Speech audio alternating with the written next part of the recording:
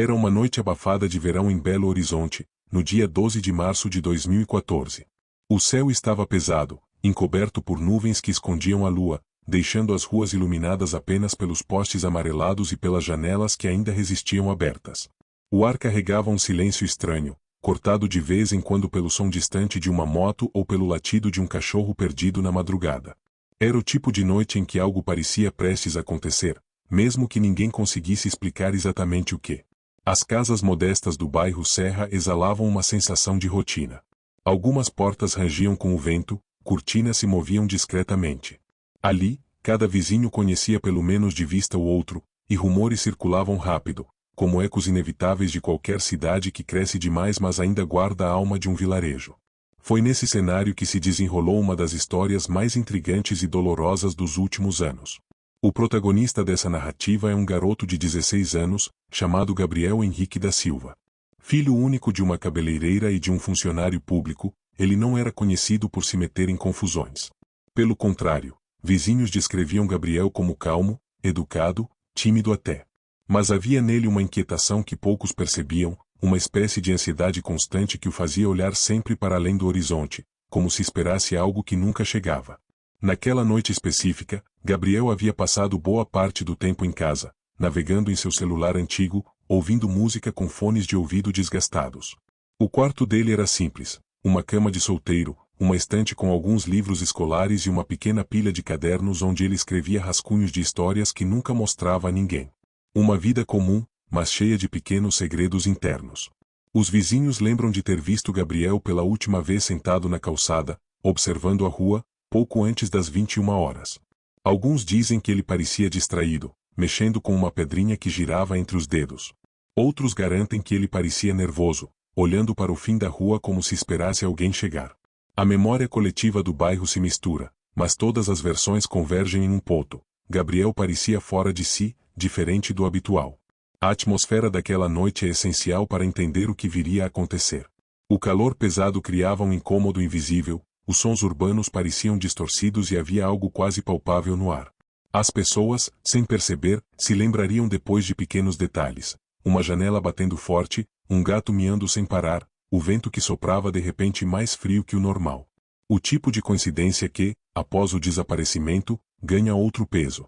Gabriel não era apenas um adolescente. Ele carregava as esperanças da mãe, que sonhava vê-lo entrar na faculdade, e as expectativas silenciosas do pai, que depositava nele o desejo de um futuro melhor. Amigos o viam como o garoto que sempre escutava mais do que falava, aquele que oferecia o ombro mas guardava os próprios medos em silêncio. Humanizar Gabriel é essencial, porque ele não era um número em estatísticas. Ele era um garoto real, de carne e osso, com sonhos interrompidos. O bairro Serra, naquela época, era um contraste constante. De um lado, casa simples e tranquilidade. Do outro, a proximidade com áreas mais movimentadas da cidade, onde o barulho de bares e carros nunca cessava. Era como viver entre dois mundos, e Gabriel estava justamente nessa fronteira, absorvendo fragmentos de ambos, sem pertencer totalmente a nenhum. Essa sensação de deslocamento pode parecer pequena, mas é nessas fissuras que se escondem histórias como a dele. Quando a polícia mais tarde revisitou os registros daquela noite, tudo parecia banal demais. Não havia nada que, à primeira vista, indicasse tragédia. Mas é exatamente esse o ponto mais perturbador. Às vezes, as histórias mais sombrias começam em noites absolutamente comuns. Gabriel era apenas um adolescente sentado em uma calçada, mas a contagem regressiva já estava em andamento.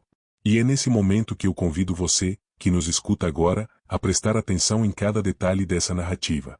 Porque são nos detalhes que moram as pistas, as contradições e, talvez, as respostas.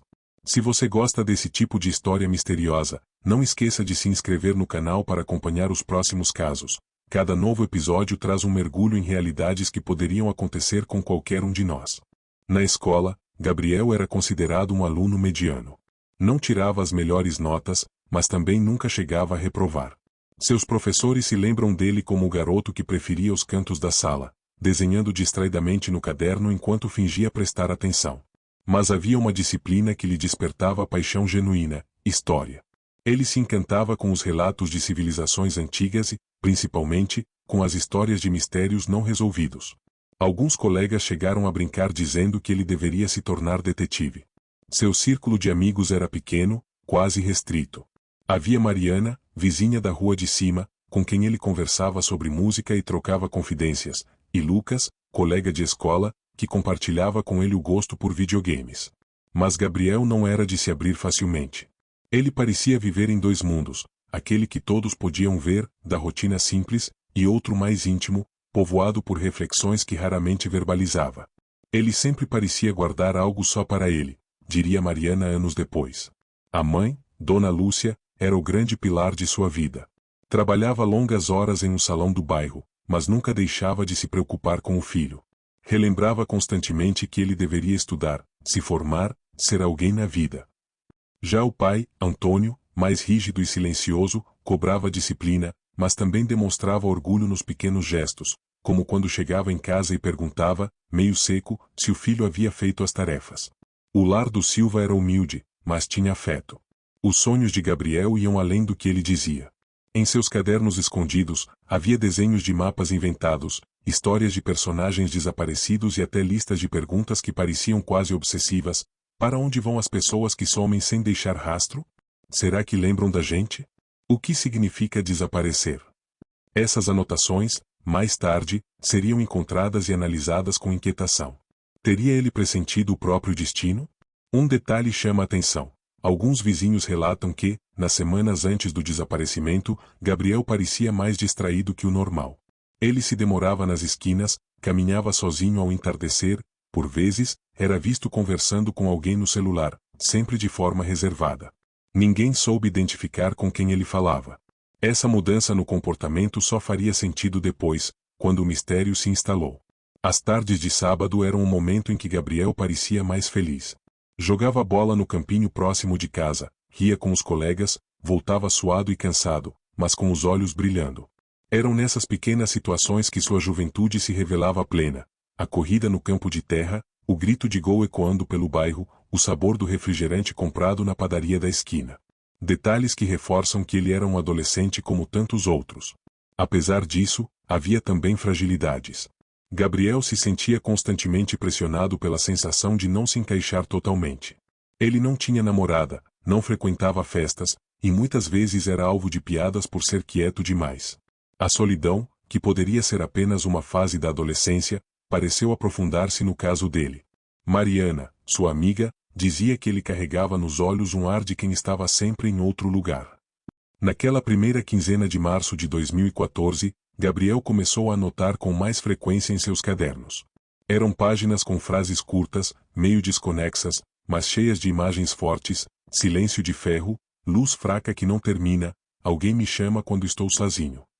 Para os investigadores, que mais tarde tiveram acesso a essas anotações, esse material soava como um prenúncio. Para a família, era apenas a imaginação fértil de um garoto de 16 anos. Os dias seguiam sua rotina comum: acordar cedo, ir à escola, voltar para casa, almoçar sozinho ou com a mãe, passar a tarde nos deveres e no celular.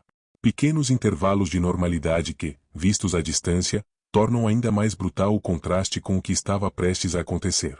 O sumiço não parecia possível na vida de alguém tão previsível, tão marcado pela repetição de hábitos. E é justamente por isso que histórias como essa nos perturbam tanto. Elas não acontecem com pessoas distantes, em lugares longínquos. Elas brotam no coração das cidades que conhecemos, nos bairros que atravessamos todos os dias. Se você está acompanhando esse caso, lembre-se, esses detalhes importam. E, se gosta de mergulhar em narrativas cheias de mistério como essa, aproveite para se inscrever no canal, assim você não perde as próximas histórias que podem estar mais próximas de você do que imagina. Na tarde do dia 12 de março de 2014, Gabriel saiu da escola pouco depois das 17 horas. O sol ainda estava forte, iluminando as ruas movimentadas do centro até que ele alcançasse o ônibus de volta para o bairro Serra. Testemunhas lembram que ele parecia tranquilo, com os fones de ouvido conectados e a mochila jogada de um lado do ombro.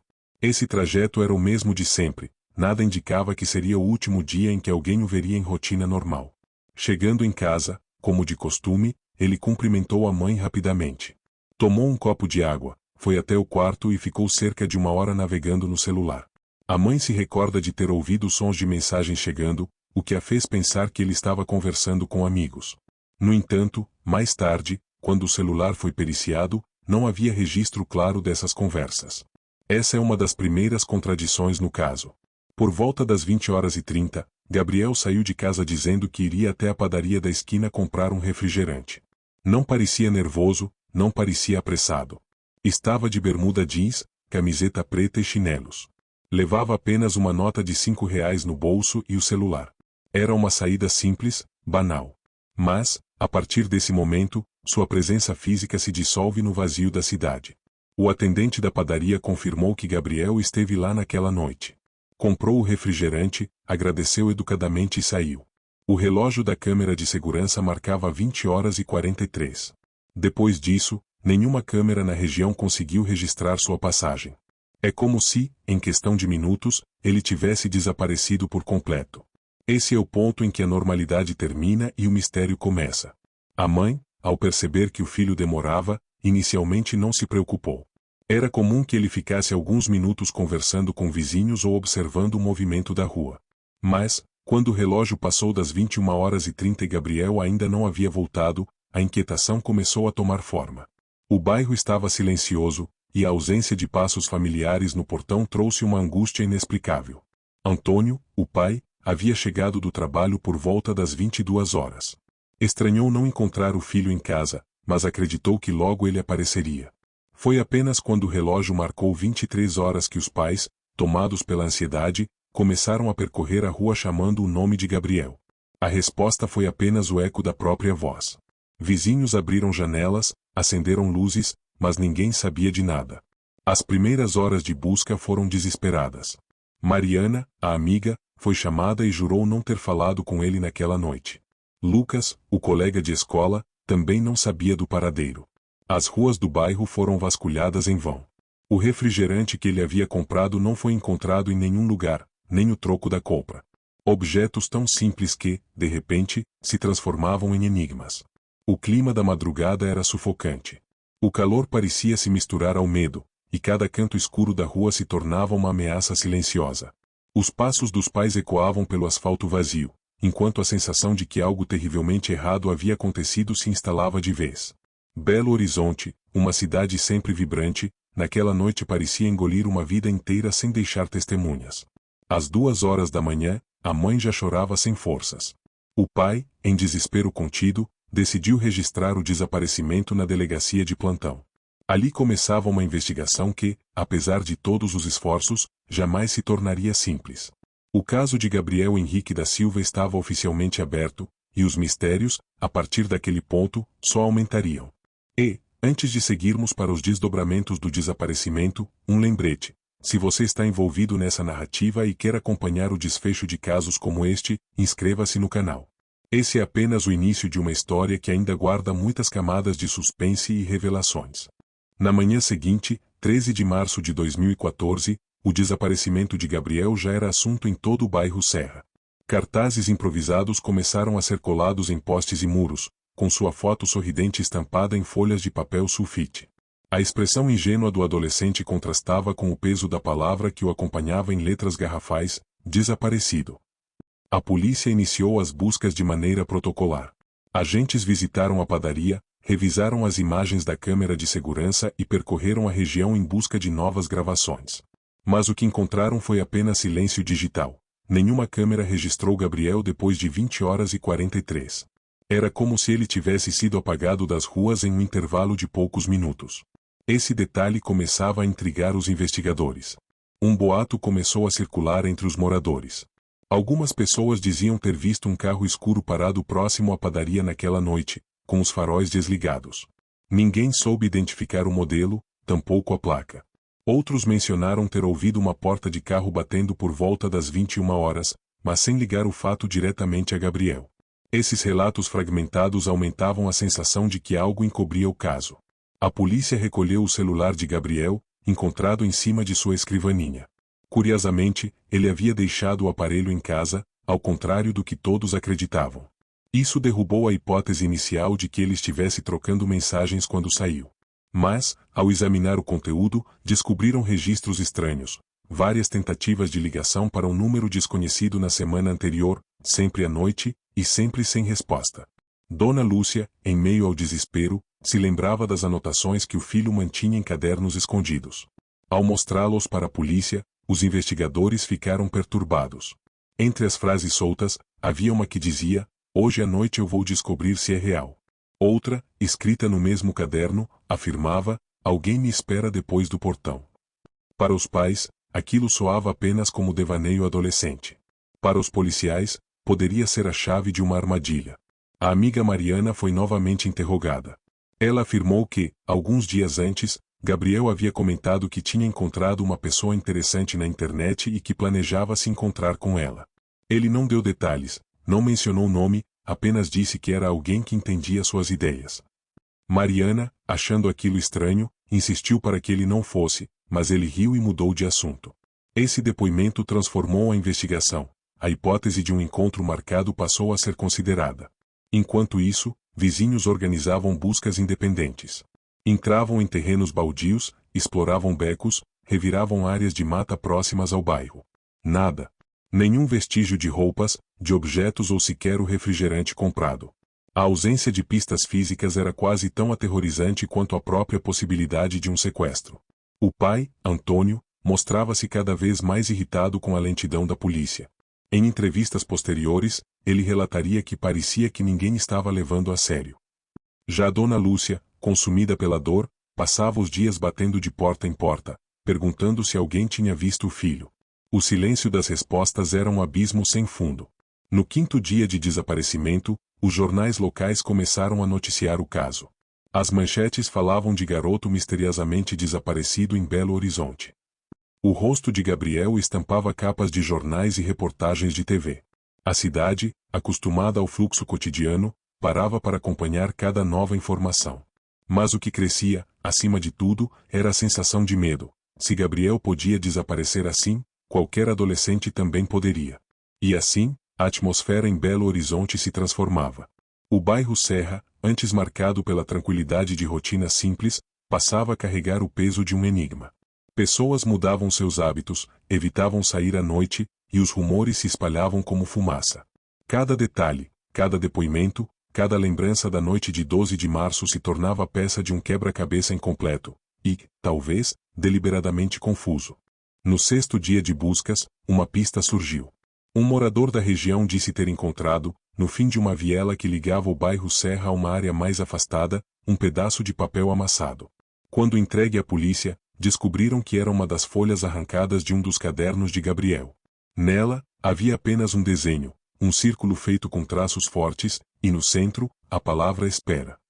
A pergunta que ecoava era inevitável: quem estava esperando por ele naquela noite? A descoberta do papel não trouxe respostas, mas levantou suspeitas. Seria apenas mais uma manifestação de sua imaginação, ou uma mensagem intencionalmente deixada? Os investigadores passaram a considerar que Gabriel poderia ter sido induzido a escrever aquilo, talvez por alguém com influência psicológica sobre ele. A hipótese de aliciamento online começava a ganhar força. Enquanto isso, o boato do carro escuro parado na noite do desaparecimento se espalhava. Alguns diziam que era um sedã preto, outros juravam que se tratava de uma caminhonete. O detalhe em comum era que o veículo não pertencia a nenhum morador da rua. A polícia tentou identificar carros que circularam pela região naquela noite, mas sem câmeras suficientes, a investigação esbarrava em lacunas. Era como tentar mapear sombras. No oitavo dia, uma nova testemunha se apresentou. Um entregador de lanches relatou que, por volta das 21 horas da noite do desaparecimento, viu um adolescente com as características de Gabriel conversando com um homem de boné perto de um ponto de ônibus desativado. O homem gesticulava muito, e parecia estar tentando convencer o garoto de algo. O entregador não prestou mais atenção, mas, ao ver a foto do desaparecido no jornal, ligou imediatamente para a polícia. Essa foi a primeira descrição concreta de um possível suspeito. A mãe de Gabriel, ao saber do relato, mergulhou em desespero. Ele não era de confiar em estranhos, repetia. Mas o depoimento do entregador confirmava o que Mariana havia mencionado. Gabriel talvez tivesse marcado um encontro. O enigma agora ganhava rosto, mesmo que ainda nebuloso: quem era o homem de boné? E o que queria com um adolescente de 16 anos? Os investigadores tentaram rastrear conversas em redes sociais, mas se depararam com mais mistério. O computador de Gabriel tinha histórico apagado. Não havia registros de mensagens recentes em perfis conhecidos. Era como se alguém tivesse entrado, limpado as evidências e deixado apenas fragmentos desconexos. Esse apagamento aumentava a suspeita de manipulação, e levantava a possibilidade de que o desaparecimento tivesse sido cuidadosamente planejado. Enquanto a polícia se esforçava, a comunidade reagia. Vizinhos organizavam vigílias à noite, acendendo velas na calçada em frente à casa da família Silva. Jovens do bairro estampavam camisetas com a frase "Volta, Gabriel". Havia comoção, havia solidariedade, mas também um medo crescente, o de que, por trás de tudo, estivesse uma rede de pessoas operando de maneira invisível, recrutando e atraindo adolescentes. O pai, cada vez mais revoltado, passou a acompanhar todas as diligências de perto.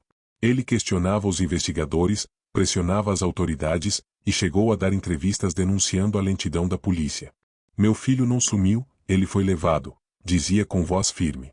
A frase reverberava, alimentando ainda mais a narrativa de sequestro ou aliciamento. Mas, a cada dia sem respostas, o vazio aumentava. A ausência de provas físicas, o silêncio dos celulares, os relatos contraditórios das testemunhas, tudo contribuía para transformar o caso em um labirinto. A imagem de Gabriel, estampada em postes e jornais, começava a se tornar símbolo de um mistério que a cidade inteira queria resolver. E aqui vale uma pausa. Se você chegou até este ponto da história, sabe como pequenos detalhes podem mudar todo o rumo de uma investigação. É esse mergulho profundo em mistérios reais que trazemos a cada episódio. Então, se você ainda não fez isso, inscreva-se no canal para acompanhar não apenas o caso de Gabriel, mas também outros enigmas que revelam o lado mais sombrio e oculto do cotidiano. Na segunda semana de buscas, a polícia recebeu uma ligação anônima. A voz, masculina e distorcida, dizia apenas: "Ele está bem, mas não procurem mais". A ligação durou poucos segundos e foi feita de um orelhão no centro da cidade. Quando os investigadores chegaram ao local, não havia ninguém. O áudio foi periciado, mas não foi possível identificar o autor. Esse telefonema abriu uma nova frente. Estaria Gabriel realmente vivo em algum lugar? A família se agarrou a essa possibilidade. Dona Lúcia chorava ao repetir que a mensagem era prova de que o filho ainda estava entre eles. Mas para os investigadores, havia desconfiança. O tom da ligação parecia mais um aviso do que um consolo. E, no mundo das investigações, muitas vezes mensagens anônimas servem apenas para despistar. A incerteza corroía a todos. No 12º dia, uma nova pista material surgiu. Em um beco próximo ao ponto de ônibus onde o entregador disse ter visto Gabriel, foi encontrada uma sacola plástica. Dentro dela, havia uma camiseta preta, compatível com a que o garoto usava no dia do desaparecimento. O tecido estava rasgado na lateral e levemente sujo de terra. Os exames confirmaram que o material tinha fios de cabelo compatíveis com Gabriel. A primeira evidência física concreta, enfim, havia aparecido. A descoberta da camiseta causou comoção. Vizinhos se reuniram, repórteres se aglomeraram, e a polícia cercou a área em busca de mais vestígios. Mas nada além da camiseta foi encontrado. Não havia sangue, não havia pegadas, não havia objetos pessoais. Era como se alguém tivesse colocado aquela peça de roupa ali de propósito, para ser encontrada. A sensação de manipulação voltava com força. Enquanto isso, começaram a surgir testemunhos contraditórios. Um morador disse ter visto Gabriel entrando em um carro dias antes do desaparecimento, em plena luz do dia, mas não soube identificar o motorista. Outra pessoa afirmou tê-lo visto andando sozinho em uma avenida distante, na madrugada do dia 13. Essas declarações nunca foram confirmadas, mas serviam para confundir ainda mais a narrativa, criando múltiplas versões da mesma noite. O bairro Serra já não era o mesmo. Crianças eram proibidas de sair sozinhas, adolescentes se reuniam em grupos por medo, e os pais se olhavam com desconfiança. O mistério de Gabriel havia ultrapassado os limites da família e agora se tornava uma sombra sobre toda a comunidade. O desaparecimento deixava de ser apenas um drama particular para se transformar em um trauma coletivo. Os investigadores começaram a cruzar dados de desaparecimentos semelhantes na região metropolitana de Belo Horizonte. Encontraram ao menos 3 casos de adolescentes que haviam sumido nos últimos 2 anos, todos em circunstâncias pouco claras. Em nenhum deles houve desfecho concreto. Essa ligação inquietava. Estaria Gabriel sendo vítima de um padrão maior, de algo mais organizado? Enquanto isso, o pai, Antônio, mergulhava em suas próprias buscas. Passava horas em lan houses, tentando acessar redes sociais e fóruns obscuros, na esperança de encontrar pistas. Em entrevistas, relatou que acreditava na existência de alguém que manipulava jovens para encontros secretos. Essa hipótese, que parecia exagerada, começava a ser considerada pelos próprios investigadores diante das coincidências. Dona Lúcia, por outro lado, mergulhava na fé. Rezava em igrejas, acendia velas, fazia promessas. O quarto de Gabriel permanecia intocado, como se a qualquer momento ele fosse abrir a porta e deitar novamente em sua cama. A cada dia que passava, a esperança se alternava entre viva e destruída. O mistério não dava trégua. O caso de Gabriel já não era apenas um desaparecimento. Era um enigma cheio de camadas, pistas contraditórias e um fio invisível que parecia conduzir tudo. E o mais perturbador, quanto mais o tempo passava, mais claro ficava que alguém, em algum lugar, sabia exatamente o que havia acontecido naquela noite em Belo Horizonte. Na terceira semana após o desaparecimento, a cidade já estava imersa em rumores e teorias. Alguns diziam que Gabriel havia sido levado por alguém conhecido, outros acreditavam em um sequestro ligado a grupos mais obscuros. O bairro Serra, antes silencioso, agora estava cheio de sussurros e olhares desconfiados, como se todos carregassem segredos próprios. Uma nova testemunha surgiu. Um ciclista que passava pela rua próxima ao ponto de ônibus desativado afirmou ter visto um homem alto, de boné escuro, acompanhado de um adolescente que correspondia à descrição de Gabriel, entrando em um carro preto, por volta das 21h15. O ciclista descreveu o homem como alguém calmo, meticuloso, que olhava ao redor antes de entrar no veículo. A descrição coincidia com relatos anteriores, reforçando a hipótese de um encontro forçado. Enquanto isso, a polícia começou a investigar conhecidos e vizinhos próximos da família. Uma das primeiras descobertas foi um homem chamado Ricardo, que morava alguns quarteirões acima e tinha antecedentes por tentativas de aliciamento na adolescência. Morava sozinho, raramente socializava e tinha um histórico de observar jovens na região. A suspeita começou a crescer, mas não havia provas concretas ainda. Durante essa mesma semana, os pais de Gabriel receberam uma carta anônima. Ela continha apenas uma frase: "Ele está mais perto do que imagina." Sem assinatura, sem pista de remetente. Para a mãe, parecia um aviso, talvez do próprio sequestrador. Para o pai, era uma confirmação de que alguém próximo estava envolvido. A carta se tornou um elemento-chave, mesmo que enigmático, na investigação. O investigador responsável pelo caso começou a traçar o perfil do suspeito. O homem deveria ser meticuloso, paciente e experiente em manipulação psicológica. As pistas indicavam que ele provavelmente conhecia Gabriel antes do desaparecimento, talvez através de observação ou de algum contato indireto. Cada evidência apontava para um modus operandi metódico e cruel. Enquanto isso, a comunidade realizava vigílias noturnas. Pessoas se revezavam em turnos, patrulhando ruas, becos e áreas mais isoladas. Algumas delas relataram ter visto o mesmo carro preto circulando de forma suspeita, mas cada descrição era vaga e cheia de contradições. O clima de medo se intensificava cada noite, transformando o bairro em uma mistura de cidade pequena com cenário de filme de suspense. No 20º dia de desaparecimento, os investigadores conseguiram rastrear um número de telefone usado para ligar para o celular de Gabriel nos dias anteriores. O aparelho estava registrado em nome de Ricardo, o vizinho suspeito. Isso transformou suspeita em evidência preliminar. Mas Ricardo negava qualquer envolvimento, alegando que o número havia sido usado sem seu conhecimento. A polícia, cautelosa, continuava a coletar provas. Enquanto as investigações avançavam, a mãe de Gabriel começou a receber mensagens por redes sociais, enviadas de contas anônimas. Algumas continham apenas frases curtas: "Não procure mais" ou "Ele está seguro". As mensagens reforçavam a ideia de que o desaparecimento havia sido planejado e que o sequestrador tinha pleno controle da situação. Cada nova comunicação deixava a família em estado de tensão constante. A população acompanhava cada detalhe através da imprensa local. Reportagens mostravam a frustração da polícia, o sofrimento da família e a comunidade em alerta. Mas, à medida que mais pessoas tentavam descobrir algo, mais confusas se tornavam as pistas. O enigma parecia se fechar em torno de Gabriel, como se a cidade inteira fosse cúmplice silenciosa de um segredo obscuro. E, nesse momento, tudo indicava que o caso não era apenas um desaparecimento aleatório. Havia padrão, planejamento e um autor definido. A tensão chegava ao ápice, preparando o terreno para o que estava por vir: a identificação do culpado e a resolução do mistério que havia consumido Belo Horizonte desde aquela noite de março de 2014. No 25º dia, a polícia conseguiu autorização para revistar a casa de Ricardo. O local era pequeno e repleto de objetos aparentemente comuns, móveis antigos, livros empoeirados e algumas ferramentas. Mas no fundo do armário do quarto, atrás de uma cortina suja, encontraram algo perturbador. Um caderno com anotações que descreviam rotinas de adolescentes do bairro, incluindo horários, hábitos e rotas de volta para casa. Gabriel estava listado ali, com detalhes minuciosos.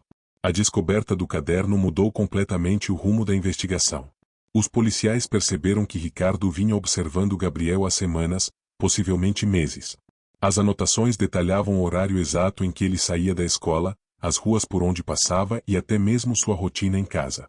Cada linha reforçava que o desaparecimento não fora aleatório. Havia um planejamento calculado, quase obsessivo. Durante a busca, também foram encontrados objetos estranhos. Uma sacola plástica idêntica àquela em que a camiseta de Gabriel foi encontrada, luvas de borracha e um GPS portátil. Tudo indicava que Ricardo tinha recursos e cuidado para evitar ser identificado. A polícia começava a traçar um quadro claro. Gabriel não estava apenas perdido, estava sob o controle de alguém metódico e perigoso. Dona Lúcia, ao saber das descobertas, entrou em choque. Cada detalhe confirmava o pior pesadelo da família. Alguém de confiança, alguém que morava perto, estava por trás do desaparecimento. A dor se misturava com raiva. Antônio, por outro lado, parecia determinado. Passava horas em delegacias, discutindo com investigadores e cobrando cada detalhe, como se quisesse acelerar o inevitável confronto com Ricardo. Naquele mesmo dia, uma testemunha que ainda não havia sido ouvida com atenção veio à delegacia. Era um vizinho que mencionou ter visto Ricardo carregando uma mochila grande na noite do desaparecimento. A polícia então se lembrou de que a área próxima a um terreno abandonado, usado como depósito clandestino por menores, poderia ser uma pista. A busca pelo terreno começou imediatamente. Ao entrar no terreno, a equipe policial encontrou uma pequena construção improvisada, escondida entre árvores e mato alto. Dentro, havia sinais claros de que alguém havia permanecido ali recentemente. Restos de comida, garrafas e uma cama improvisada. E, o mais chocante, a presença de um adolescente dormindo, com características que confirmavam se tratar de Gabriel. Ele estava assustado, desidratado, mas vivo. A mãe, ao ver o filho novamente, desmoronou. Abraçou Gabriel com força, sem soltar por minutos. Ele estava com hematomas leves, roupas sujas e os olhos cheios de medo. Mas a sua presença ali respondia a um dos maiores mistérios que Belo Horizonte já presenciara. Ele não havia desaparecido por acaso, e estava sob o controle de Ricardo desde a noite do dia 12 de março. Ricardo foi preso imediatamente.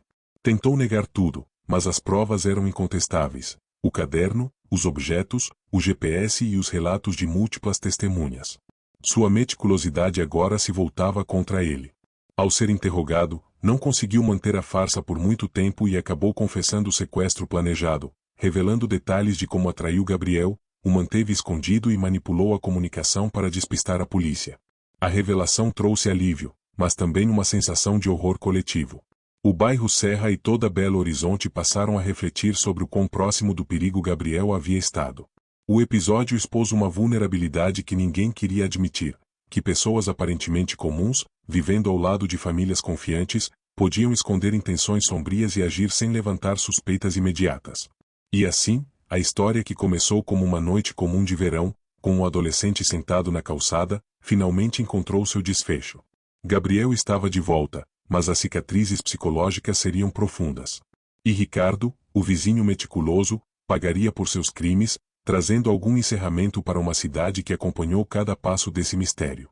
Com a prisão de Ricardo e o retorno de Gabriel, o bairro Serra respirou aliviado, mas o sentimento de segurança havia sido profundamente abalado. Cada vizinho começou a revisar suas próprias rotinas e a questionar a convivência aparentemente tranquila com pessoas próximas. O episódio expôs uma vulnerabilidade que muitos preferiam ignorar. O perigo podia estar mais perto do que se imaginava. Dona Lúcia, embora aliviada por ter o filho de volta, enfrentava agora a dura realidade de lidar com traumas psicológicos. Gabriel dormia pouco, evitava falar sobre a experiência e apresentava sinais de ansiedade profunda. Sessões de terapia começaram a se tornar parte da rotina da família, com foco em reconstruir a confiança e resgatar a sensação de normalidade que havia sido arrancada daquela noite de março. Antônio, por outro lado, transformou a dor em ação. Passou a participar de grupos de pais preocupados com segurança de adolescentes, compartilhando detalhes do caso e alertando sobre sinais de aliciamento e manipulação. Sua frustração inicial com a polícia se transformou em um trabalho comunitário, orientando famílias sobre como proteger os filhos e observar comportamentos suspeitos. Na esfera judicial, o caso de Ricardo avançou rapidamente. O caderno com anotações, os objetos encontrados no terreno e o GPS portátil foram apresentados como provas cruciais. Durante o julgamento, especialistas explicaram o comportamento do sequestrador, descrevendo padrões de manipulação psicológica e planejamento minucioso, reforçando a gravidade dos crimes cometidos. A condenação veio como um alívio parcial, garantindo que o culpado fosse responsabilizado. A imprensa local acompanhou cada passo do processo. Reportagens, entrevistas e documentários curtos mostravam o antes e o depois do desaparecimento. Gabriel, embora protegido, tornou-se símbolo de resistência e alerta. Sua história trouxe à tona discussões sobre segurança, prevenção e a importância de ouvir adolescentes, mesmo quando parecem apenas tímidos ou reservados. No bairro Serra, os moradores passaram a se organizar em grupos de vigilância e campanhas educativas. Escolas começaram a realizar palestras sobre segurança na internet, sinais de alerta e prevenção de aliciamento. A comunidade, mesmo traumatizada, buscava transformar o episódio em aprendizado coletivo, criando mecanismos para proteger outras famílias. Gabriel, aos poucos, retomava suas atividades escolares e seus pequenos prazeres cotidianos. Jogava bola, lia livros e conversava com Mariana e Lucas. Mas o silêncio sobre a experiência permanecia. Os traços do trauma não desaparecem facilmente. Cada gesto de normalidade era acompanhado por lembranças que retornavam de forma inesperada. O apoio familiar, no entanto, era um escudo essencial nesse processo. Com o tempo, a cidade de Belo Horizonte começou a processar a magnitude do caso. Cidades pequenas ou bairros tranquilos, muitas vezes, subestimam o perigo que pode existir próximo. A história de Gabriel passou a ser utilizada como alerta em palestras, seminários e programas de prevenção. Cada detalhe da investigação foi cuidadosamente analisado, servindo como aprendizado para profissionais e cidadãos. Ricardo, condenado por sequestro e tentativa de manipulação psicológica, passou a cumprir pena em regime fechado. Durante os interrogatórios, revelou detalhes da preparação do sequestro, reforçando o caráter premeditado do crime. O caso ficou registrado não apenas como uma tragédia evitada, mas como um alerta sobre a capacidade de indivíduos manipuladores atuarem perto de famílias aparentemente comuns. E assim, a história de Gabriel Henrique da Silva, que começou como uma noite comum em Belo Horizonte, transformou-se em um marco para a comunidade e para as autoridades. A combinação de atenção aos detalhes, mobilização comunitária e investigação rigorosa permitiu não apenas resgatar o adolescente, mas também identificar o culpado e prevenir que o mesmo se repetisse. Mesmo com Ricardo preso, Gabriel enfrentava dificuldades para retomar uma vida plenamente normal. Pequenos gatilhos, como a presença de homens com bonés ou ruas escuras, provocavam crises de ansiedade. Cada noite parecia trazer à memória os momentos em que se sentiu isolado, assustado e à mercê de alguém que observava cada movimento seu. A escola onde Gabriel estudava passou a oferecer suporte psicológico diário. Professores e orientadores notaram que ele tinha dificuldade em se concentrar, mas também admiravam sua coragem em retornar à rotina. Pequenos avanços, como conseguir completar uma tarefa ou participar de uma atividade em grupo, foram celebrados como vitórias significativas para ele e para sua família. Dona Lúcia sentia uma mistura constante de alívio e preocupação. Por mais que Gabriel estivesse seguro fisicamente, a mente do filho ainda precisava de atenção e cuidado.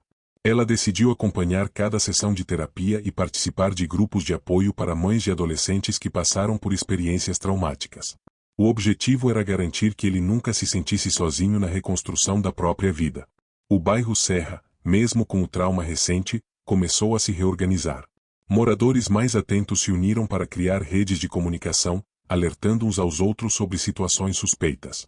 Pequenas câmeras foram instaladas em pontos estratégicos, e reuniões periódicas discutiam segurança, prevenção e educação para jovens.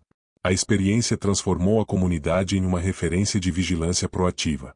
Ricardo, durante o processo judicial, revelou detalhes do sequestro que chocaram a todos. Contou como havia planejado cada etapa, desde a observação de Gabriel até a escolha do local para mantê-lo escondido. A frieza de suas ações reforçou a percepção de que criminosos meticulosos muitas vezes atuam próximos, invisíveis à sociedade, explorando a confiança alheia. A mídia continuou acompanhando a história. Programas de rádio e TV fizeram entrevistas com a família, especialistas em psicologia infantil e criminologia. Cada relato visava educar a população sobre prevenção de sequestros e manipulação psicológica. Gabriel, protegido da exposição direta, tornou-se símbolo de resistência, mas também lembrança viva do perigo que pode estar próximo. Nos meses seguintes, Gabriel retomou parcialmente suas atividades normais. Passava tardes com amigos, lia livros, assistia a filmes e voltava a jogar futebol. A reconstrução da rotina era lenta, mas cada passo era um progresso. A família mantinha atenção constante, sempre observando sinais de ansiedade ou retraimento, buscando preservar a saúde mental do adolescente. A cidade de Belo Horizonte reconheceu a importância da prevenção após o caso. Autoridades municipais criaram campanhas sobre segurança de jovens, educação digital e observação de sinais de aliciamento. O caso de Gabriel foi usado como exemplo real em palestras e materiais educativos, transformando uma tragédia em instrumento de aprendizado coletivo. Com Ricardo condenado e Gabriel em segurança, a sensação de encerramento começou a se instalar. Mas a memória da experiência continuava presente. Para a família e para o bairro, era impossível esquecer completamente o medo, o mistério e a tensão daqueles dias. O desaparecimento havia deixado cicatrizes invisíveis, mas também fortalecido os laços comunitários.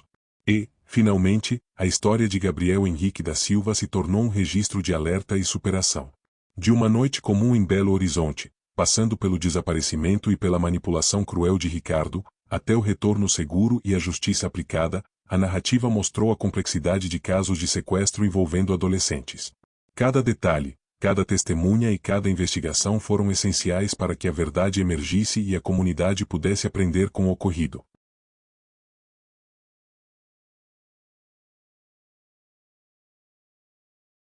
Mesmo com Gabriel seguro, a sensação de vulnerabilidade permaneceu na família. Cada barulho inesperado, cada porta batendo, fazia com que o adolescente se encolhesse, recordando a tensão daquelas noites desaparecido. A segurança física não significava, necessariamente, a segurança emocional, e a família precisou aprender a lidar com isso gradualmente. Dona Lúcia passou a manter um diário do dia a dia de Gabriel. Registrava pequenas conquistas, como ele conseguir dormir uma noite inteira ou participar de atividades na escola. Para ela, esses registros eram não apenas terapia, mas também prova de que o filho estava conseguindo retomar a vida, passo a passo, mesmo com o trauma que carregava. O pai, Antônio, continuou engajado em ações comunitárias. Organizou palestras no bairro e na escola de Gabriel sobre segurança de jovens e prevenção de sequestros. Compartilhar a experiência de forma aberta era doloroso, mas também uma maneira de transformar medo em prevenção, conscientizando pais e adolescentes sobre sinais de perigo. A polícia manteve atenção redobrada. Ricardo havia sido condenado, mas a investigação continuava ativa para garantir que nenhum cúmplice ou outras vítimas passassem despercebidos. Cada detalhe recolhido do terreno, cada testemunha ou relato de vizinhos ainda era analisado, mantendo o caso sob vigilância até que todos os elementos fossem consolidados. Gabriel, aos poucos, começou a se abrir sobre a experiência. Falava em sessões de terapia sobre o medo, a solidão e a frustração de não poder controlar a própria vida por alguns dias. Cada relato era doloroso, mas também uma forma de reconstruir sua narrativa pessoal, transformando o trauma em aprendizado e resistência. A cidade de Belo Horizonte acompanhou a evolução do caso. Programas de rádio e televisão discutiam não apenas o crime, mas também a importância da prevenção, do acompanhamento de adolescentes e da atenção aos sinais de aliciamento. A experiência de Gabriel se tornou um alerta vivo para famílias e autoridades, reforçando a necessidade de vigilância e educação. O bairro Serra manteve mudanças em sua rotina. Portas passaram a ser trancadas mais cedo, vizinhos criaram grupos de mensagens para alertas imediatos, e escolas reforçaram protocolos de segurança. A comunidade se uniu, criando uma rede de proteção e vigilância que antes não existia, transformando o trauma em força coletiva. Ricardo, preso e condenado, passou a cumprir sua pena em regime fechado. Especialistas que acompanharam o caso explicavam como indivíduos com perfis manipuladores podem agir próximos à comunidade sem levantar suspeitas. O caso de Gabriel tornou-se referência em treinamentos policiais e programas educativos, mostrando a importância da análise comportamental em crimes envolvendo adolescentes. A família Silva, apesar do alívio e da retomada gradual da rotina, sabia que cicatrizes psicológicas permaneceriam. Cada reencontro com amigos, cada retorno à escola, era acompanhado de perto. Pequenos sinais de retraimento eram observados e tratados com cuidado, reconhecendo que a recuperação é lenta e exige paciência. E assim, a história de Gabriel Henrique da Silva passou a ser lembrada não apenas como um desaparecimento, mas como um caso emblemático de resiliência, investigação eficiente e mobilização comunitária. O equilíbrio entre justiça aplicada, apoio familiar e conscientização da sociedade transformou o episódio em um marco, capaz de alertar e educar futuras gerações sobre os riscos que podem estar mais próximos do que se imagina. Mesmo após meses do resgate, Gabriel sentia o peso do trauma. Pequenos sons, como passos atrás de uma porta ou o ranger de uma janela, provocavam lembranças intensas. A ansiedade que surgia nesses momentos exigia acompanhamento contínuo, e a família percebeu que a cura seria gradual e delicada. Na escola, professores observaram mudanças no comportamento do adolescente. Ele se tornava mais reservado, evitava grandes grupos e preferia atividades individuais. Ainda assim, Gabriel demonstrava interesse em retomar a rotina e interagir com os amigos. Cada pequeno progresso era comemorado e reforçava a importância de ambientes seguros e acolhedores. Dona Lúcia, agora mais consciente da necessidade de acompanhamento psicológico, passou a priorizar a saúde mental do filho. Acompanhava cada sessão, participava de atividades de suporte familiar e mantinha contato constante com terapeutas. A experiência, embora dolorosa, também fortaleceu os laços familiares, criando uma conexão mais profunda entre mãe e filho. Antônio encontrou na experiência uma forma de canalizar a dor. Passou a ministrar palestras sobre prevenção de sequestros e manipulação de adolescentes, compartilhando a história de Gabriel de forma educativa. Para ele, transformar a tragédia em aprendizado coletivo era uma maneira de honrar o filho e proteger outros jovens. O bairro Serra, impactado pelo caso, passou a adotar medidas de prevenção permanentes. Câmeras de segurança foram instaladas, grupos de vizinhos se organizavam para patrulhas noturnas e escolas reforçaram programas de orientação sobre segurança digital. O desaparecimento de Gabriel se tornou um catalisador para mudanças concretas na comunidade. Ricardo, condenado e encarcerado, passou a ser estudado como exemplo de comportamento predatório e manipulação psicológica. Criminologistas destacaram a meticulosidade do planejamento e a frieza nas ações, alertando que indivíduos assim podem agir próximos de famílias sem levantar suspeitas. O caso se tornou referência em treinamentos de segurança pública. Gabriel, embora recuperando gradualmente a confiança, ainda enfrentava desafios. As sessões de terapia incluíam exercícios de exposição controlada, permitindo que ele enfrentasse medos associados ao sequestro. Cada conquista, por menor que parecesse, representava um passo importante na reconstrução de sua autonomia emocional. A repercussão do caso em Belo Horizonte trouxe debates sobre segurança de adolescentes, prevenção de sequestros e a importância do acompanhamento familiar. Autoridades e educadores reconheceram a necessidade de reforçar a comunicação entre pais e filhos e de criar redes comunitárias capazes de identificar sinais de perigo. Ao mesmo tempo, a história reforçou o papel da investigação policial e da mobilização comunitária. A combinação de provas materiais, testemunhos e observação estratégica permitiu não apenas localizar Gabriel, mas também responsabilizar o sequestrador, garantindo justiça e proteção à comunidade. E assim, a narrativa de Gabriel Henrique da Silva, iniciada em uma noite comum de março, culminou em uma lição de resiliência, vigilância e importância do cuidado coletivo. A vida voltou, lentamente, ao normal, mas a história permanece como alerta e inspiração. Mesmo em bairros aparentemente tranquilos, o perigo pode estar mais próximo do que se imagina, e a união da comunidade pode ser a chave para proteger o que mais importa. Com o tempo, Gabriel começou a recuperar confiança em si mesmo.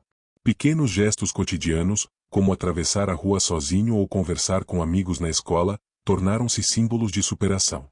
Cada passo reforçava que, apesar do trauma, era possível reconstruir a vida, mesmo que cicatrizes invisíveis permanecessem. A mãe, Dona Lúcia, manteve-se vigilante, mas com mais serenidade. Aprendeu a distinguir entre preocupações legítimas e medos irracionais. O diário que mantinha passou a registrar momentos de resiliência, conquistas e pequenos progressos. Para ela, documentar cada vitória era também um instrumento de cura emocional. Antônio continuava ativo na comunidade, participando de reuniões de bairro e palestras educativas. A história de Gabriel se tornou um exemplo de alerta, mas também de esperança. O impacto positivo que surgia do trauma mostrava que, mesmo em tragédias, era possível gerar aprendizado coletivo.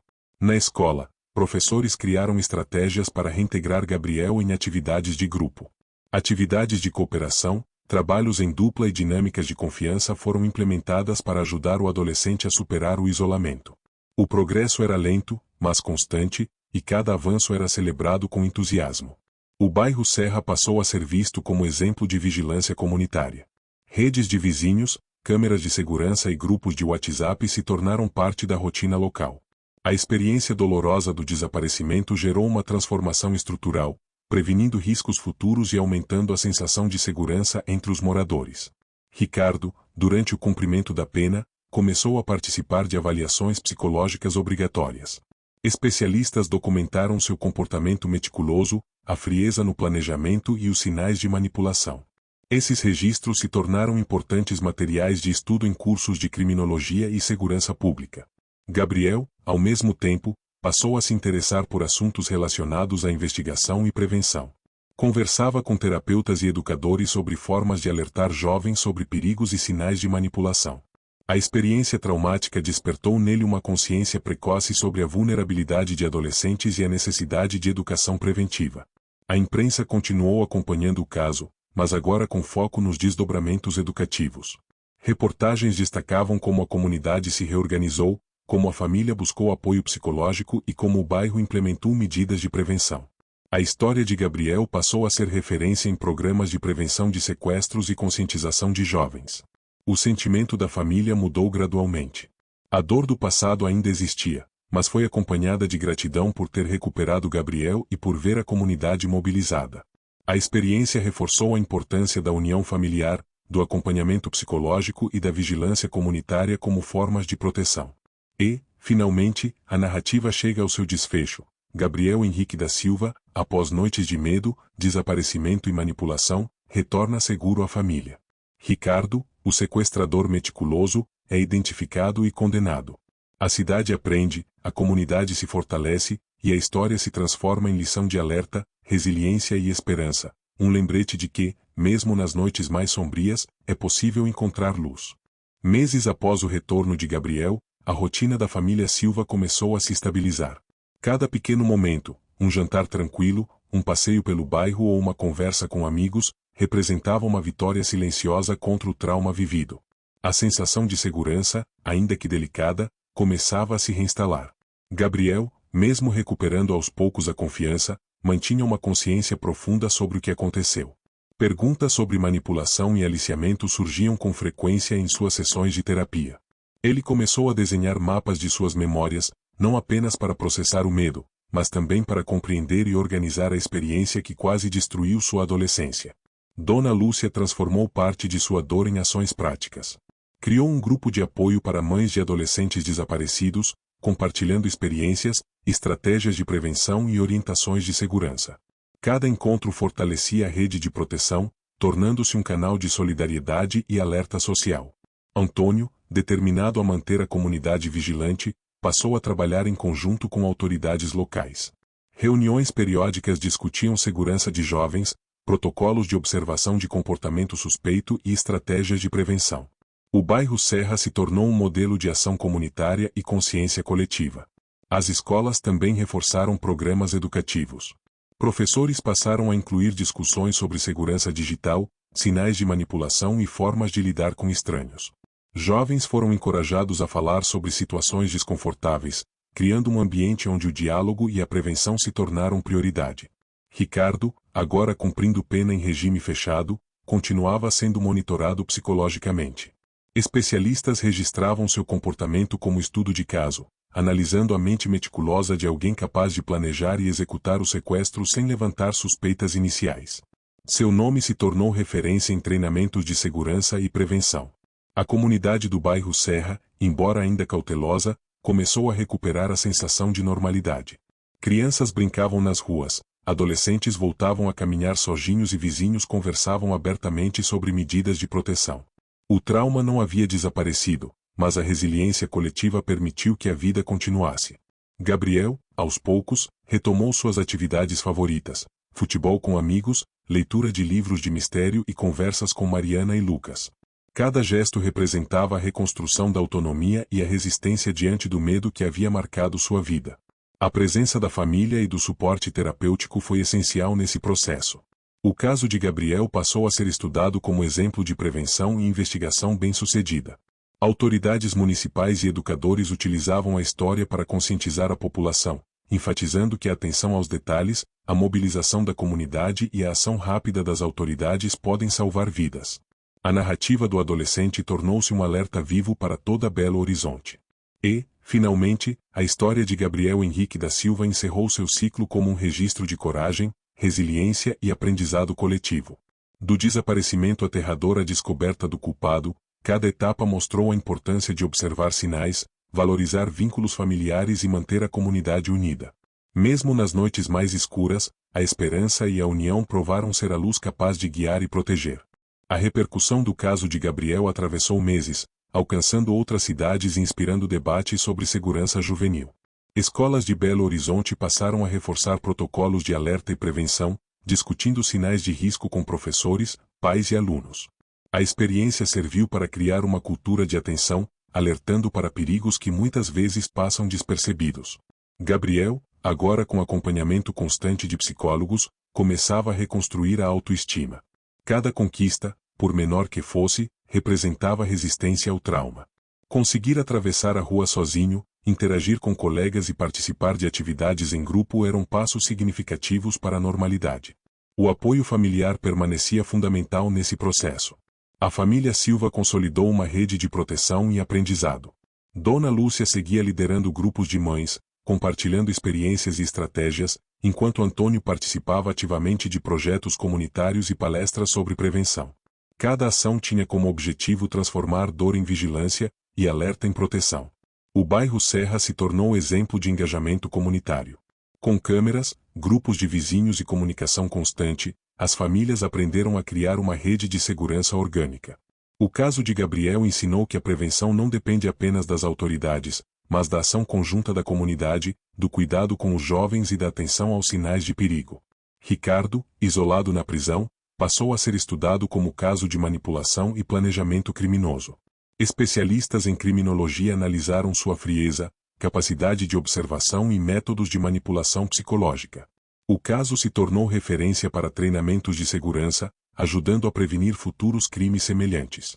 Gabriel começou a se interessar por prevenção e investigação. Conversava com terapeutas e educadores sobre como jovens poderiam reconhecer sinais de aliciamento e evitar situações de risco. A experiência traumática despertou nele uma consciência precoce sobre vulnerabilidade e segurança, transformando o episódio em aprendizado pessoal. A mídia acompanhou cada avanço na recuperação de Gabriel, destacando o impacto social do caso. Reportagens enfatizavam não apenas o resgate físico, mas também a importância do apoio psicológico, da união familiar e da mobilização comunitária. O adolescente tornou-se símbolo de superação e alerta, sem se expor diretamente ao público. Com o passar do tempo, a rotina da família se estabilizou. Pequenos momentos, como passeios no bairro, jogos de futebol e reuniões familiares, foram celebrados como vitórias. A vida seguia, marcada pelo aprendizado, pela vigilância e pela reconstrução da confiança nos laços familiares e comunitários. A história de Gabriel também inspirou ações de prevenção em nível municipal. Autoridades criaram campanhas educativas sobre segurança digital, comunicação entre pais e filhos e reconhecimento de sinais de aliciamento. O caso, que começou como um desaparecimento, transformou-se em ferramenta de conscientização para toda a cidade. E, finalmente, a narrativa do desaparecimento de Gabriel Henrique da Silva encerrou-se como uma lição de resiliência, união e vigilância. A combinação de investigação eficiente, mobilização comunitária e apoio familiar garantiu não apenas o retorno seguro do adolescente, mas também a construção de uma cidade mais atenta, preparada e solidária frente aos perigos que podem estar próximos, mas podem ser prevenidos. Mesmo após o retorno seguro de Gabriel, a família mantinha atenção redobrada. Cada visita à escola, cada saída à rua, era observada com cautela. A experiência havia mostrado que a vulnerabilidade poderia surgir de forma silenciosa, e que pequenas medidas de prevenção faziam toda a diferença. Gabriel começou a escrever sobre a própria experiência. Pequenos textos e desenhos surgiam em seu caderno, permitindo que ele externalizasse medos, reflexões e aprendizados. O processo era terapêutico, ajudando-o a compreender que havia sobrevivido a um episódio extremo e que agora poderia reconstruir sua narrativa pessoal. A mãe, Dona Lúcia, passava horas conversando com outros pais sobre sinais de alerta e prevenção. Compartilhar a história de Gabriel transformou a dor em consciência coletiva. Cada relato de vigilância, cuidado e observação era uma lição aprendida, evitando que outras famílias passassem pelo mesmo sofrimento. Antônio, determinado, organizava palestras em escolas e centros comunitários. Falava sobre a importância da atenção aos adolescentes, das redes de proteção e da colaboração com autoridades. Sua mensagem era clara: a prevenção é um esforço conjunto e pode salvar vidas. No bairro Serra, a rotina começou a normalizar-se, mas a consciência do perigo permanecia. Grupos de vizinhos continuavam ativos, câmeras eram monitoradas, e reuniões mensais discutiam segurança. A tragédia havia deixado marcas, mas também havia criado um tecido social mais atento e unido. Ricardo, encarcerado, tornava-se um estudo de caso em cursos de criminologia e psicologia criminal. Especialistas analisavam sua frieza, meticulosidade e capacidade de manipulação. O caso servia para ensinar sobre perfis criminosos e estratégias de prevenção, transformando uma história de dor em aprendizado acadêmico. Gabriel retomou atividades de lazer, como futebol, jogos de tabuleiro e leitura. Cada pequena vitória, seja rir com amigos ou sair sozinho, representava a reconstrução da confiança perdida. A terapia contínua o ajudava a enfrentar lembranças dolorosas e a fortalecer habilidades emocionais. A mídia continuava a narrar o pós-caso, com foco em prevenção e conscientização. Reportagens mostravam como a comunidade se organizou, como a família apoiou Gabriel e como a polícia agiu de forma estratégica para resolver o caso. A história se transformou em um exemplo de resiliência coletiva e resposta efetiva. A história de Gabriel também incentivou campanhas de prevenção digital, alertando jovens sobre encontros marcados pela internet e sinais de aliciamento. A experiência serviu para educar, instruir e proteger adolescentes, mostrando que atenção, diálogo e prevenção são fundamentais. E, finalmente, a narrativa de Gabriel Henrique da Silva chegava ao seu desfecho completo. Do desaparecimento traumático à descoberta do culpado, à mobilização comunitária, ao apoio familiar e à reconstrução da vida do adolescente. Uma história de terror, esperança e aprendizado, lembrando que a vigilância, a união e o cuidado podem transformar tragédias em lições permanentes. Gabriel começou a perceber o quanto sua história poderia servir de alerta para outras famílias.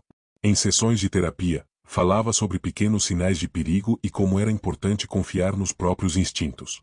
O adolescente, mesmo jovem, começava a compreender a gravidade do que havia vivido e a transformar isso em aprendizado.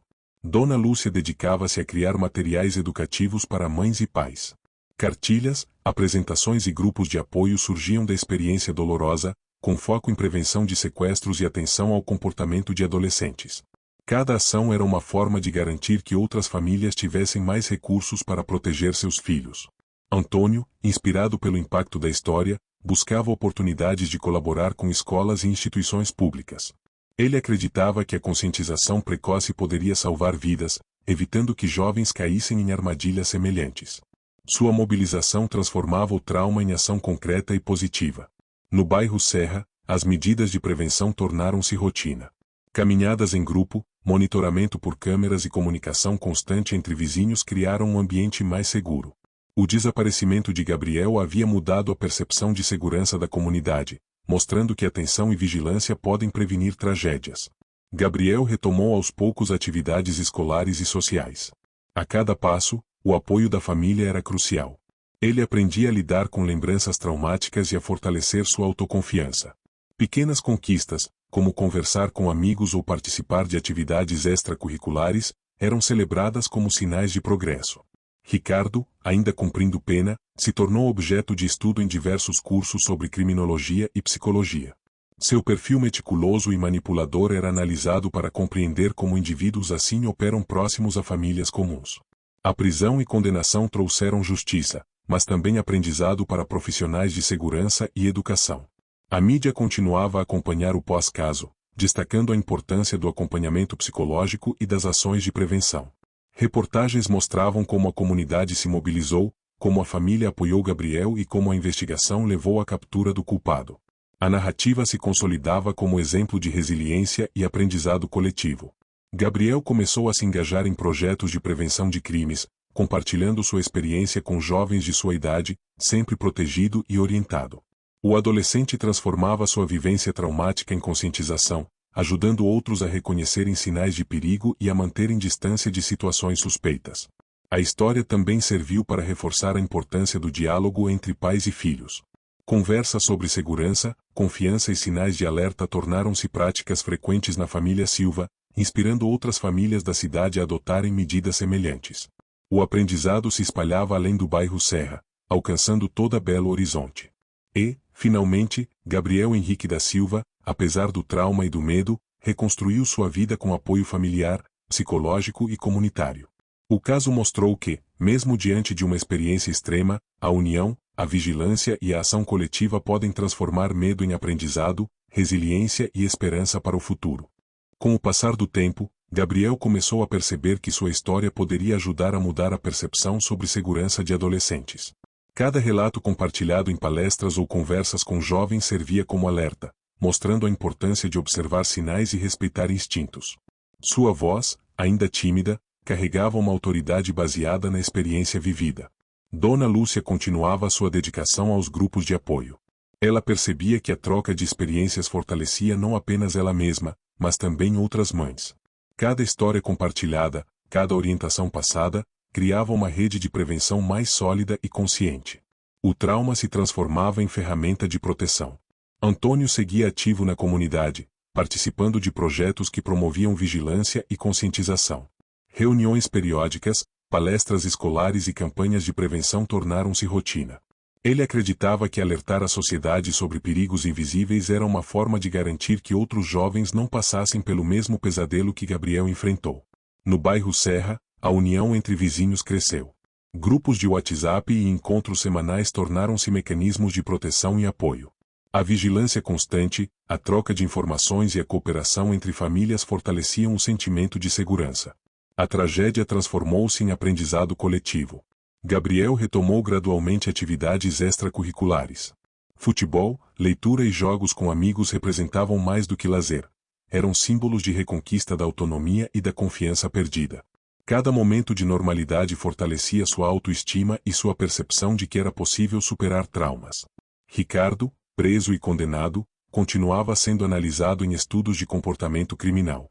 A frieza, a paciência e a meticulosidade de suas ações serviam para orientar profissionais de segurança e educação sobre perfis predatórios. A prisão representava justiça, mas também aprendizado prático para a sociedade. A mídia continuava a acompanhar o pós-caso, destacando ações preventivas, mobilização comunitária e estratégias de apoio psicológico. Reportagens enfatizavam a importância de atenção constante e a criação de redes de proteção para jovens. A narrativa de Gabriel se consolidava como referência de alerta e conscientização. Gabriel também começou a escrever pequenos relatos sobre prevenção e experiências pessoais, sempre com supervisão. A escrita se tornou uma ferramenta terapêutica, permitindo que ele organizasse memórias traumáticas e transformasse medo em aprendizado. Cada texto compartilhado com terapeutas e educadores reforçava a mensagem de atenção e vigilância. A família Silva, apesar de cicatrizes emocionais, mantinha laços fortes. O trauma reforçou a união, o cuidado mútuo e a importância de atenção contínua à segurança e saúde mental dos filhos. Cada gesto de normalidade no cotidiano representava vitória sobre o medo e a incerteza que marcaram o desaparecimento. E, finalmente, a história de Gabriel Henrique da Silva chegava ao seu fechamento completo, do desaparecimento e manipulação até a prisão do culpado e a reconstrução da vida do adolescente. Um caso que uniu investigação rigorosa, mobilização comunitária, apoio familiar e aprendizado coletivo, provando que mesmo nas noites mais sombrias, união, vigilância e resiliência podem iluminar o caminho para a esperança. Gabriel, após meses de acompanhamento psicológico, começou a perceber que sua história podia ajudar outros adolescentes a identificar sinais de perigo. Cada relato que compartilhava, mesmo em pequenos grupos, se transformava em alerta e prevenção. A consciência sobre segurança crescia junto com sua autoestima e confiança. Dona Lúcia passou a escrever artigos e participar de eventos educativos, mostrando como o acompanhamento familiar e a atenção aos sinais precoces são essenciais para prevenir tragédias. Sua experiência se tornou referência para mães e pais de Belo Horizonte e região metropolitana, transformando dor em aprendizado coletivo. Antônio intensificou seu trabalho comunitário, promovendo campanhas de prevenção em escolas e bairros.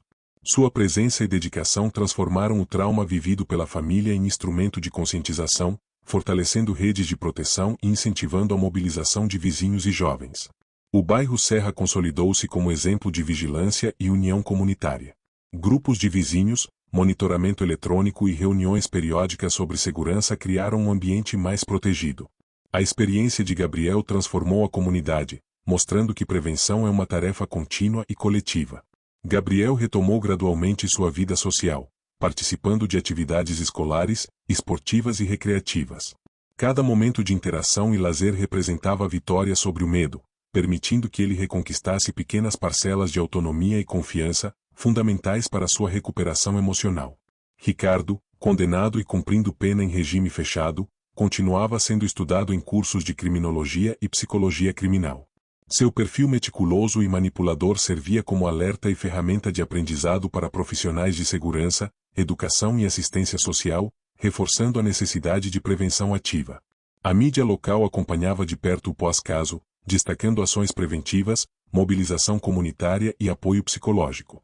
Reportagens enfatizavam como famílias, vizinhos e autoridades podiam agir para proteger jovens, transformando a experiência traumática em aprendizado coletivo e referência para a cidade. Gabriel também passou a se envolver em projetos de prevenção, sob supervisão, compartilhando lições sobre atenção, segurança digital e sinais de manipulação. O adolescente, mesmo jovem, transformava sua experiência traumática em conscientização e educação, mostrando que superação e aprendizado podem andar lado a lado. A família Silva, fortalecida pelo trauma, cultivava laços ainda mais próximos. Cada gesto de normalidade e alegria no cotidiano representava vitória sobre o medo e a ansiedade.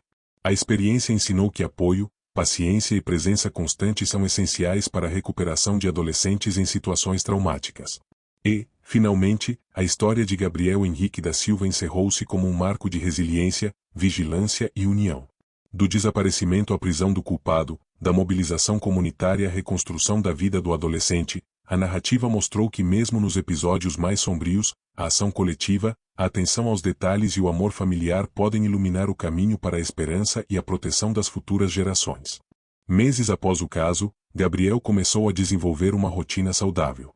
As manhãs eram preenchidas com estudos, atividades físicas e momentos de lazer. Cada pequena conquista representava uma vitória silenciosa contra o trauma vivido.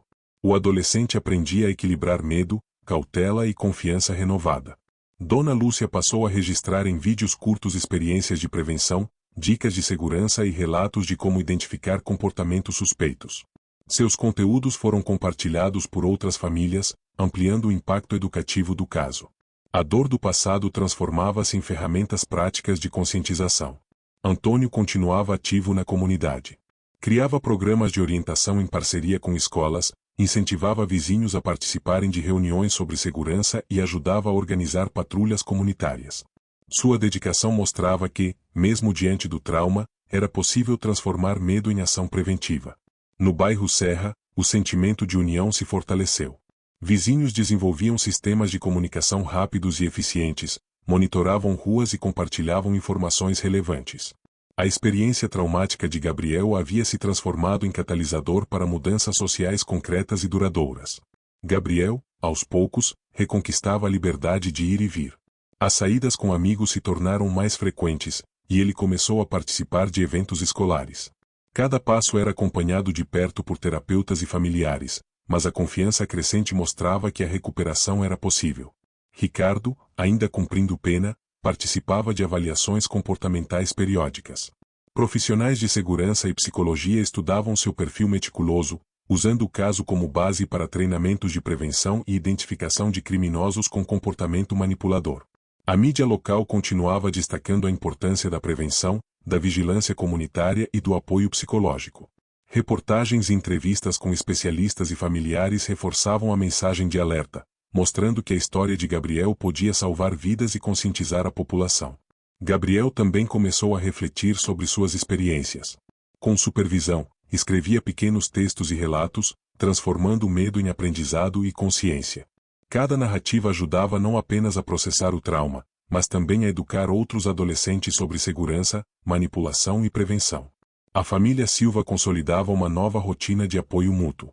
Momentos simples, como refeições em conjunto, conversas e passeios, tornavam-se oportunidades de fortalecer laços e garantir que Gabriel se sentisse seguro e acolhido. O trauma, embora presente, já não dominava a vida cotidiana. E assim, a história de Gabriel Henrique da Silva avançava para seu fechamento definitivo. Um adolescente resgatado, uma família unida, uma comunidade vigilante e um culpado identificado e punido.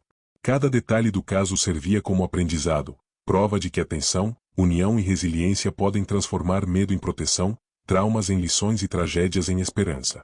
Gabriel começou a se sentir mais confiante em espaços públicos. Caminhar pelas ruas do bairro Serra, antes motivo de ansiedade, passou a ser feito com cautela, mas também com a sensação de controle. Cada passo dado fora do medo simbolizava a reconstrução de sua liberdade. Dona Lúcia continuava engajada em ações de prevenção. Participava de encontros em escolas e centros comunitários, compartilhando experiências e alertando sobre sinais de comportamento suspeito. Sua trajetória mostrava que mães podem ser agentes ativos na proteção de adolescentes. Antônio incentivava a participação dos jovens em programas de vigilância comunitária, ensinando a importância da comunicação e da observação do entorno. Sua experiência transformou o trauma vivido em um aprendizado coletivo, fortalecendo vínculos entre vizinhos, pais e filhos. No bairro Serra, a segurança passou a ser prioridade. Grupos de vigilância, reuniões periódicas e sistemas de alerta rápido garantiam que qualquer situação suspeita fosse rapidamente comunicada. O desaparecimento de Gabriel deixou marcas, mas também ensinou que prevenção e união podem salvar vidas. Gabriel retomou gradualmente a convivência social. Participava de atividades extracurriculares, brincava com amigos e reconquistava a confiança perdida. Cada momento de interação era uma vitória silenciosa sobre o medo e a ansiedade que ainda carregava do período de desaparecimento.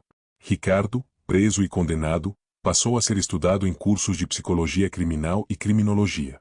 Seu comportamento meticuloso, frio e manipulador servia como alerta para a sociedade, reforçando a necessidade de atenção e prevenção constante.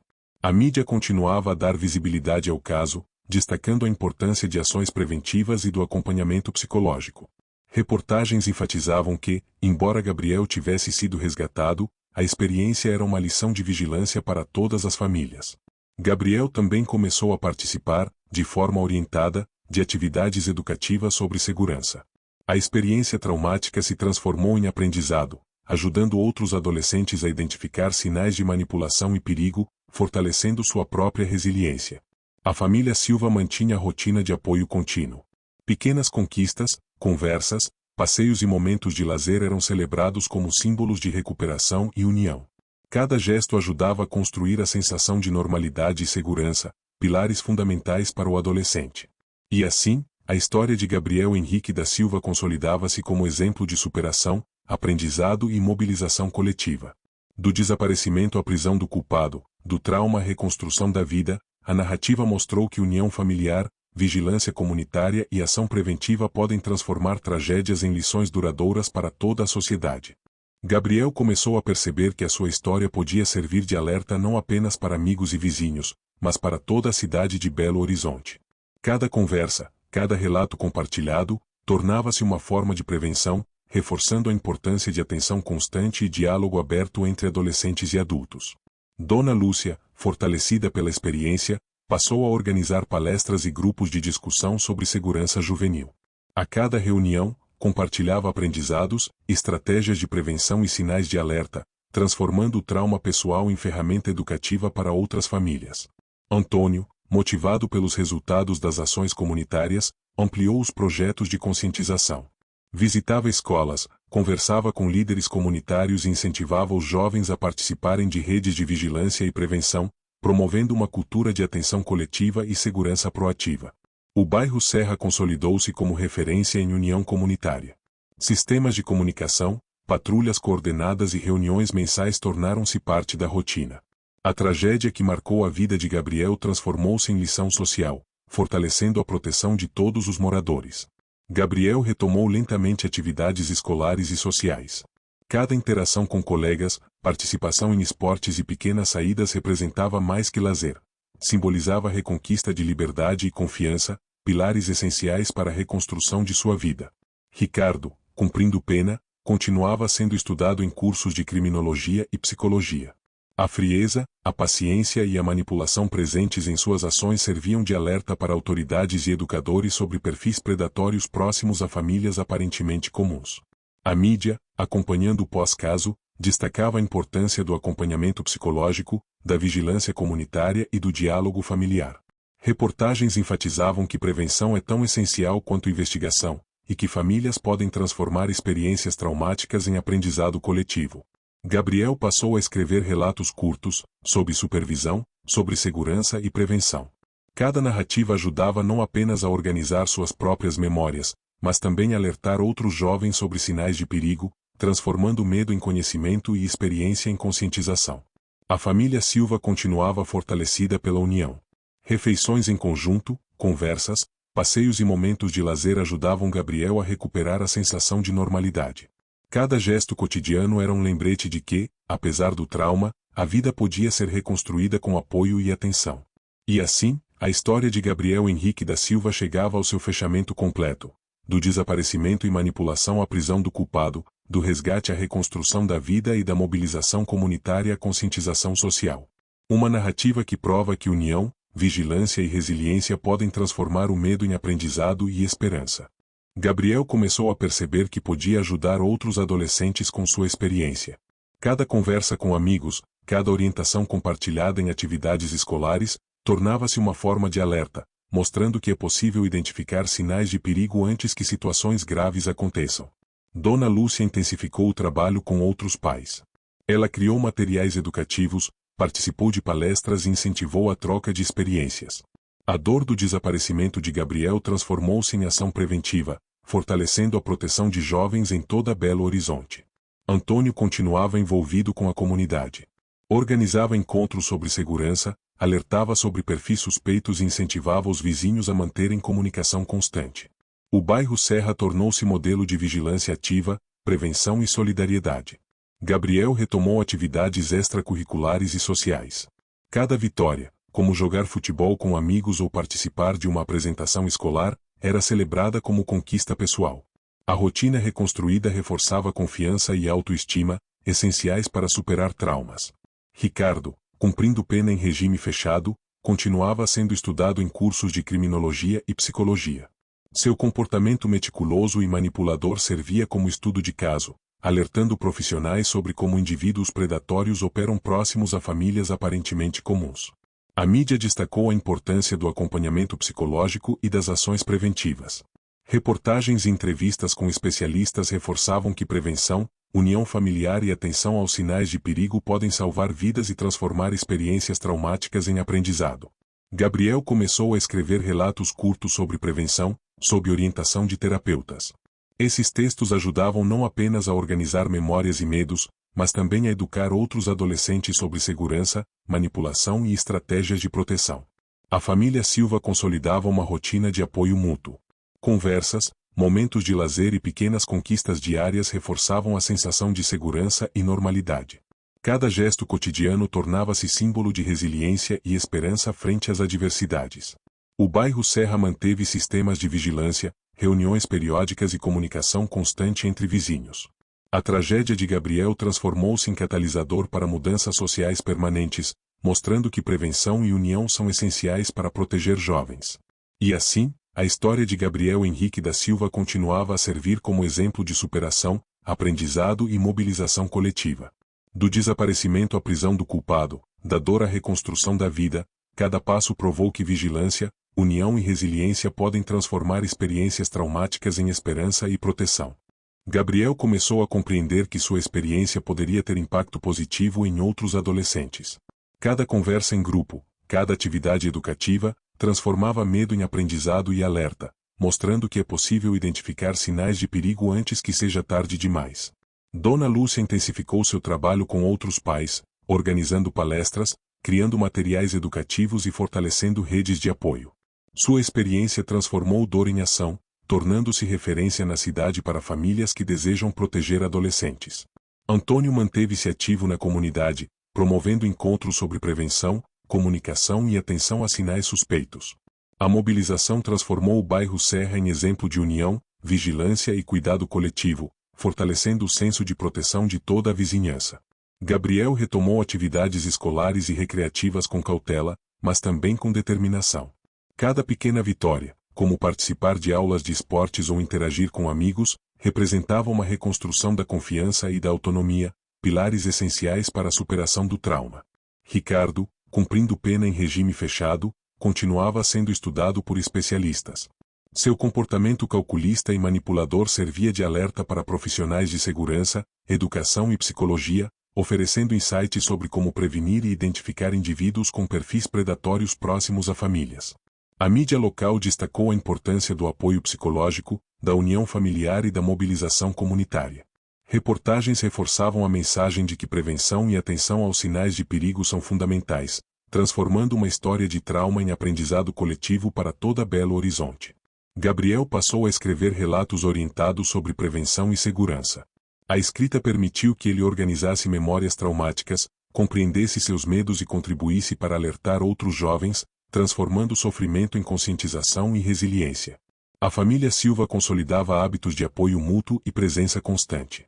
Refeições, passeios e momentos de lazer tornaram-se instrumentos de reconstrução da confiança e da normalidade.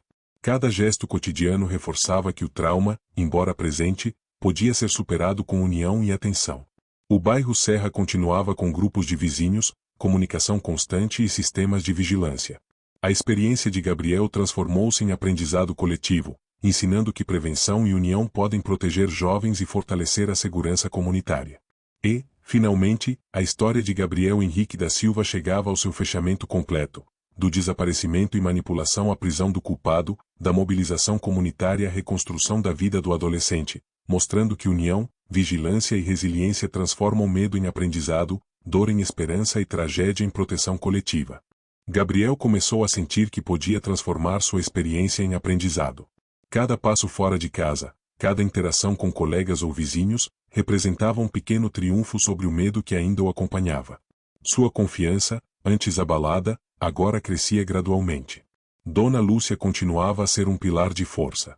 Suas ações educativas, palestras e grupos de apoio para mães tornaram-se referência na cidade.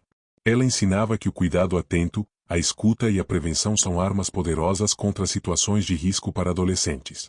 Antônio intensificou a mobilização comunitária. Ele ajudava escolas, vizinhos e jovens a criarem sistemas de alerta, incentivava a observação de sinais de comportamento suspeito e promovia campanhas de conscientização sobre segurança juvenil. O bairro Serra tornou-se um exemplo de união e vigilância. Gabriel voltou a participar de atividades extracurriculares, como futebol, leitura e oficinas de arte. Cada conquista era celebrada como vitória silenciosa sobre o trauma. A reconstrução da vida cotidiana se tornava progressivamente mais sólida, com o apoio constante da família e dos terapeutas. Ricardo, cumprindo pena em regime fechado, tornou-se um estudo de caso em criminologia e psicologia. Seu perfil manipulador e meticuloso servia para treinar profissionais e orientar famílias sobre como identificar e prevenir crimes semelhantes, garantindo que a sociedade aprendesse com o episódio. A mídia destacava a importância do acompanhamento psicológico e da mobilização comunitária.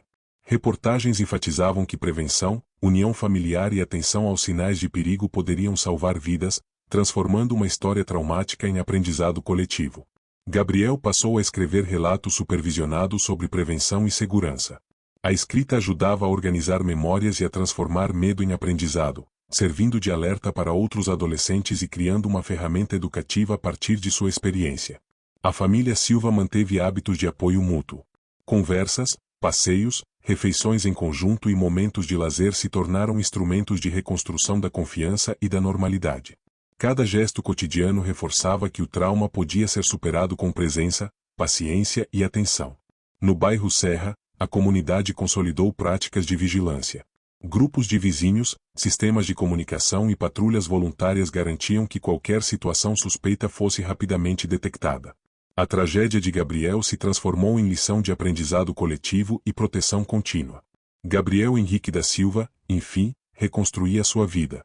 O desaparecimento e manipulação que marcaram sua adolescência transformaram-se em aprendizado, conscientização e alerta para outros jovens. A prisão de Ricardo, a mobilização da comunidade e o apoio familiar mostraram que, mesmo diante de situações extremas, união, vigilância e resiliência podem iluminar o caminho para a esperança. A família, agora mais unida, refletia diariamente sobre os aprendizados do episódio. Cada conversa sobre segurança, cada gesto de cuidado e cada momento de alegria era uma forma de honrar a superação de Gabriel e fortalecer a confiança mútua. Gabriel, com o apoio da escola e de terapeutas, retomou plenamente sua rotina acadêmica e social. Participava de aulas, atividades em grupo e projetos de prevenção, mostrando que o trauma não precisava definir sua vida, mas podia transformá-lo em agente de conscientização. Dona Lúcia continuava ativa em grupos de prevenção, usando a experiência de Gabriel para criar alertas e instruções para outras famílias. Sua dedicação transformou medo em educação, mostrando como o engajamento familiar pode proteger vidas e fortalecer comunidades. Antônio seguia promovendo campanhas de segurança, reuniões de bairro e workshops sobre prevenção de sequestros e manipulação. Sua experiência tornou-se referência, mostrando que ação comunitária e vigilância coletiva podem prevenir tragédias semelhantes. O bairro Serra, antes marcado pelo medo e insegurança, tornou-se símbolo de resiliência. Redes de comunicação, patrulhas voluntárias e ações educativas criaram uma sensação de proteção real, mostrando que tragédias podem gerar aprendizado e mudanças sociais duradouras. Gabriel retomou gradualmente atividades de lazer, como futebol, leitura e encontros com amigos. Cada momento de interação reforçava a reconstrução de sua autonomia, autoestima e confiança, elementos fundamentais para superar traumas e medos persistentes.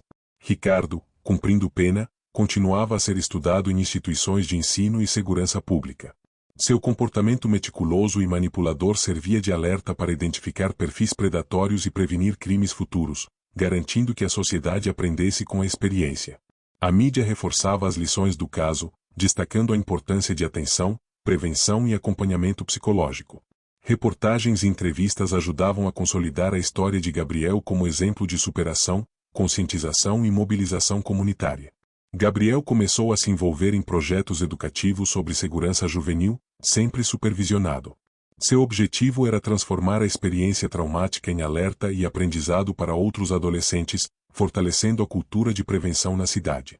A família Silva consolidava hábitos de apoio contínuo, celebrando pequenas conquistas e momentos cotidianos. Cada gesto, cada conversa e cada atividade reforçavam a segurança emocional de Gabriel e fortaleciam os laços familiares. O bairro Serra manteve sistemas de vigilância e comunicação ativa.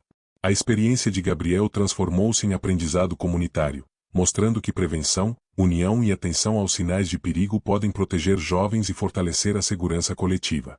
Gabriel Henrique da Silva, finalmente, encerrava sua história com superação, justiça e aprendizado.